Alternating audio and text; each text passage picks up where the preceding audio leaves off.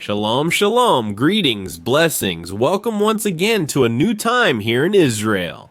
We want to bring Israel to your living room and share with you from here the truth about what is happening in the land of the Bible. I am in the city of Ashkelon. As you know, during these last few days, we have been talking about the situation that is happening here in Israel today. And we decided to come to Ashkelon, the city that was and still is the most affected by missile attacks. Right now, there have just been a few hours of silence, meaning that at this moment we are under a sort of ceasefire agreement between both sides. When I say silence, I mean a ceasefire. We don't know how long it will last. There are many countries involved now. You may hear some noises, but not many, since we're in a ceasefire. Maybe in the afternoon the conflict will start again and everything else. So in this window of ceasefire time that we had, we said, let's go now so we can show you what the city looks like today. Maybe a lot of people are starting to go out and move around today because there's a little bit of freedom. So we're here, we're gonna show you. Now we're gonna get in the car, and from the car we'll show you a bit of what the city looks like. And we're gonna take a look specifically so you can have a better picture. You can see not only the city constantly hit by missiles, but also view it from the inside. We're now going to be inside the city of Ashkelon, so don't miss it. Stay tuned and connected. There are flies here. The plague flies still remain in this place. Remember that we're in the city where the Philistines once lived, one of the 5 cities that the Philistines inhabited. Are you going to visit Ashkelon? Ashkelon, and right next to it is also the city of Gaza, so we're going to get to know a little bit about the city of Ashkelon.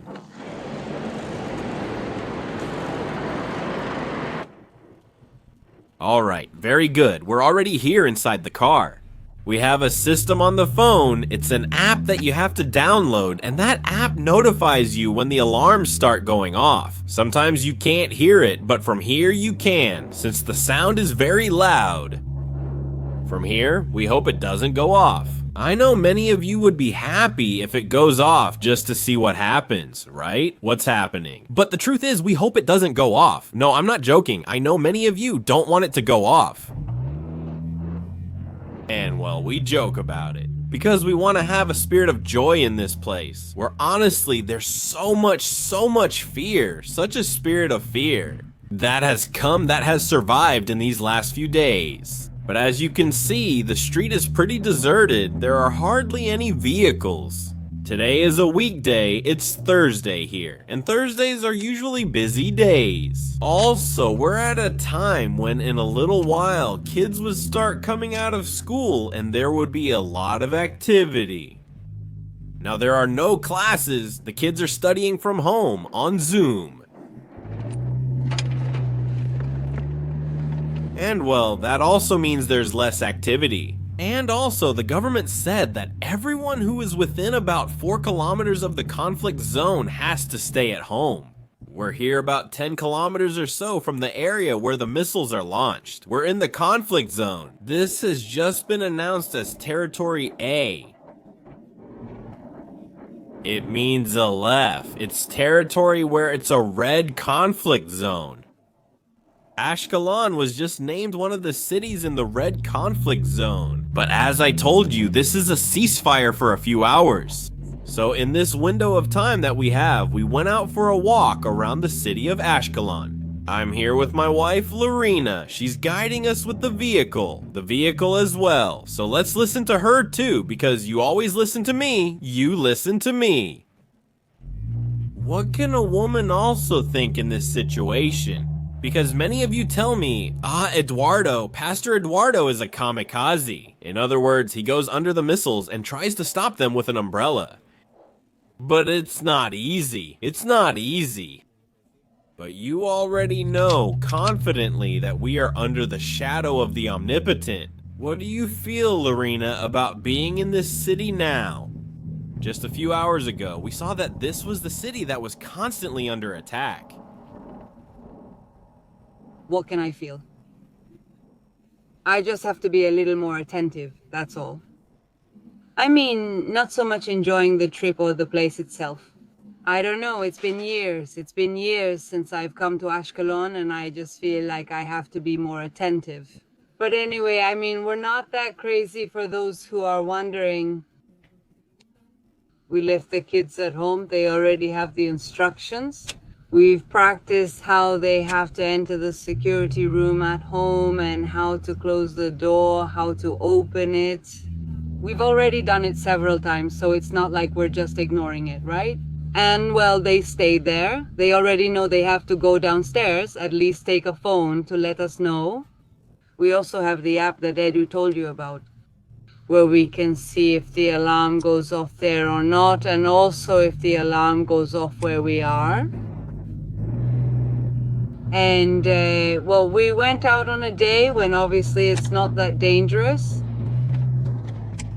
If we hadn't, we couldn't take the risk because we're parents.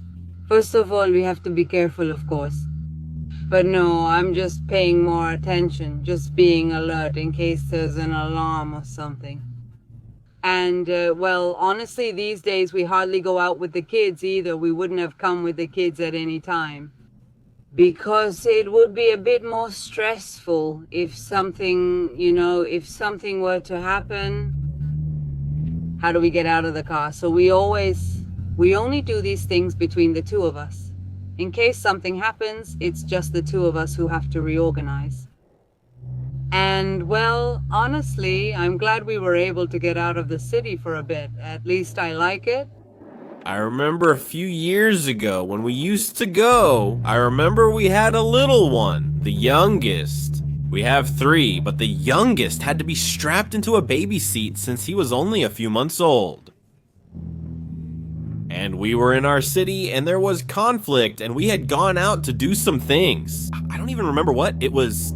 A birthday that one of the boys had at the place, I remember. Well, and when we went out, then the siren went off, and when that siren went off, what happened is that it caught us almost like at a traffic light.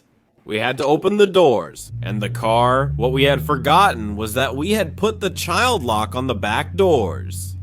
So when we opened our doors and wanted to open their doors to get them out in the middle of the siren, the doors were locked. We couldn't open them.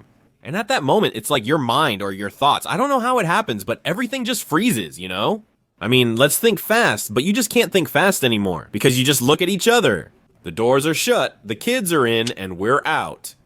It was a nerve-wracking situation. We had to get them out, maybe through the window. I can't recall exactly. That's how we got them out, left, and stayed in an open space. As shown, when the siren sounds, go to an open area. Get out of the car. It's forbidden to stay in the car. And you might wonder, wait a minute, isn't it safer to stay in the car than to go outside? Because if that thing explodes, then everything that's called ceasefire. They're pieces that fall and can cause harm because they put nails and a bunch of things inside that heavy lead material. So it's like, it's more unsafe to be outside. But actually, here the government and the army did their tests, and they say it's much safer to stay out there. Thank God nothing happened. We just ended up telling the story, and we saw that thing explode in the sky. And you feel a really strong explosion, and it's like it vibrates, like you feel something vibrating right next to you. Is it the shockwave, or I don't know what? I don't wish it on anyone. We don't wish anyone to go through this situation. But well, here we are, and here we have. In this city of Ashkelon, by the way, there are several believers. There's also a Russian community. This is the Latin community. There's a Romanian community. There are several believers here in this city.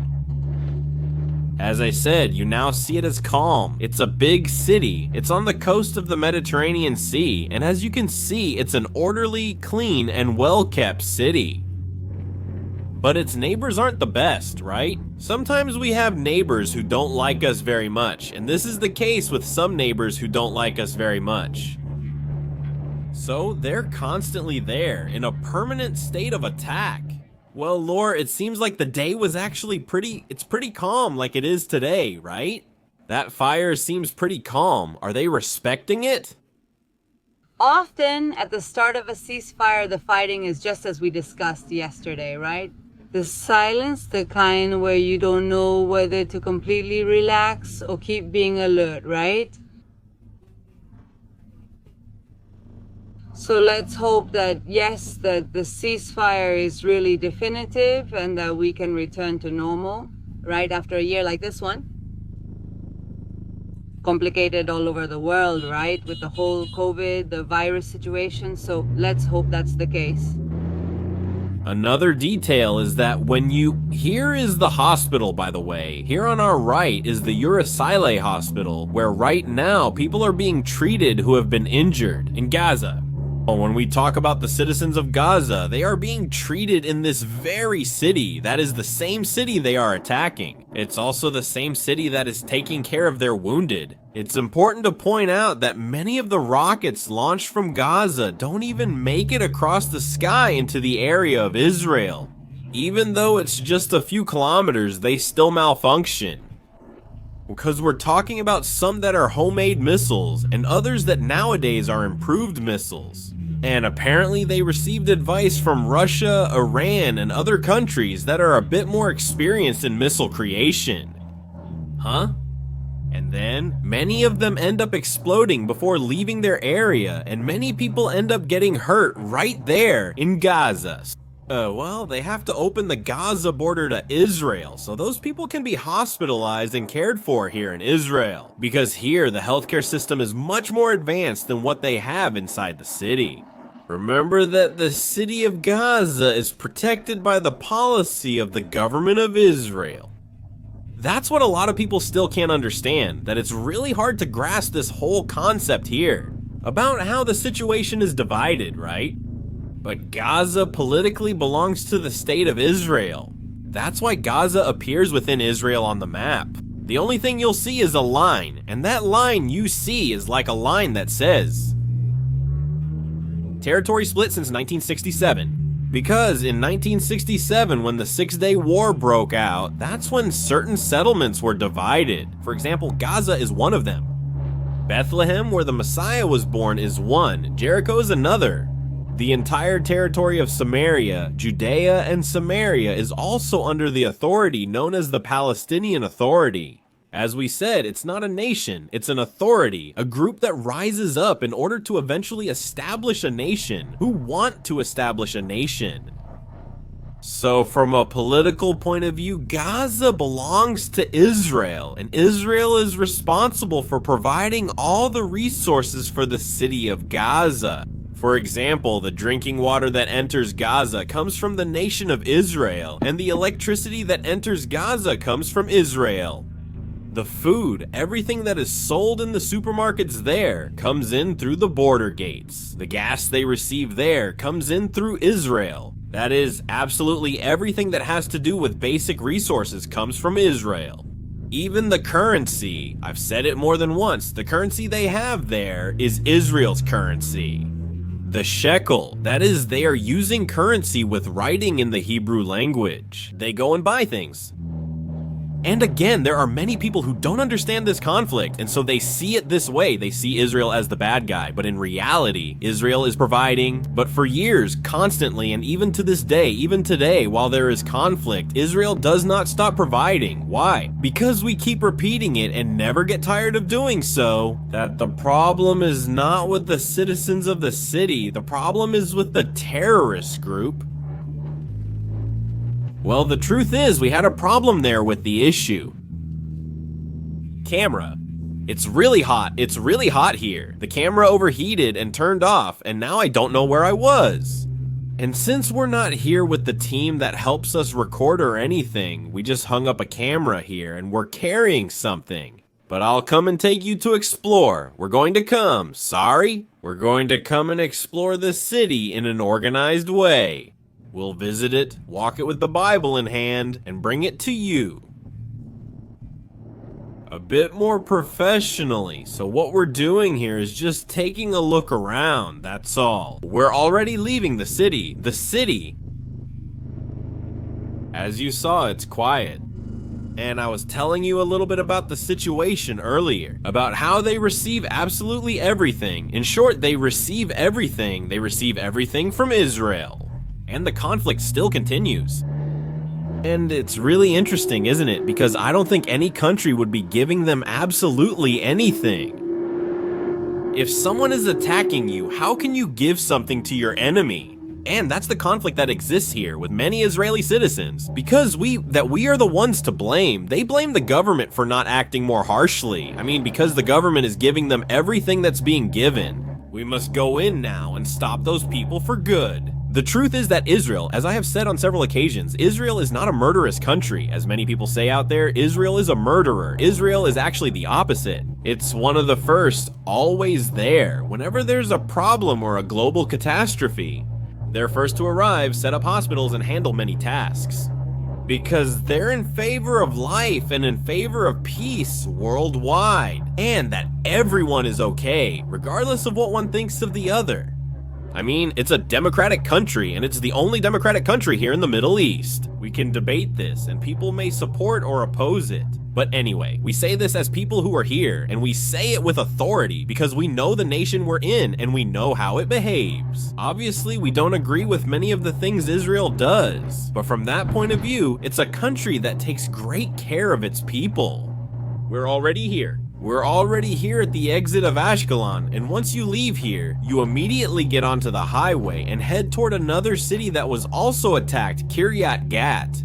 But now we're heading that way to go home. Well, Lore, we're already saying goodbye to the city, and we're going to say goodbye to the brothers who are watching us there. Well, Edo, honestly, it was great to have accompanied you and everyone else. And we're going to see each other very soon.